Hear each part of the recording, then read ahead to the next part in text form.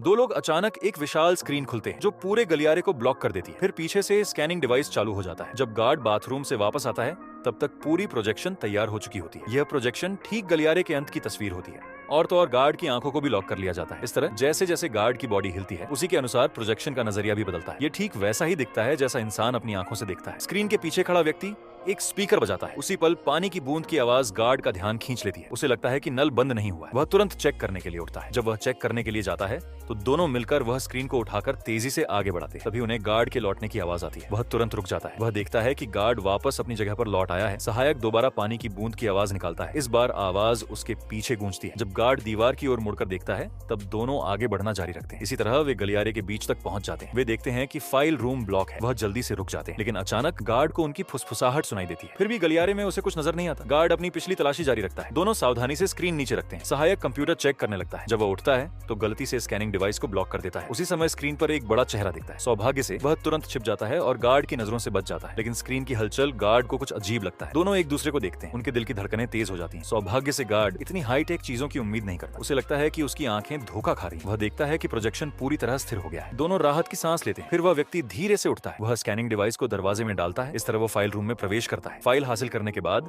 दोनों तेजी से वहां से निकल जाते हैं। इस समय तक गार्ड अब भी भ्रमित होता है। फिर एक नया गार्ड काम सौंपने आता है। आंखों की पहचान न होने के कारण स्क्रीन हिलने लगती है। तभी दोनों को गलियारे कुछ अजीब महसूस हुआ। जैसे जैसे गार्डों की संख्या बढ़ती है सामने का गलियारा हिलने लगता है। जब वे दौड़कर वहां पहुंचते हैं तो पाया कि उन्हें एक स्क्रीन से बेवकूफ बनाया गया था।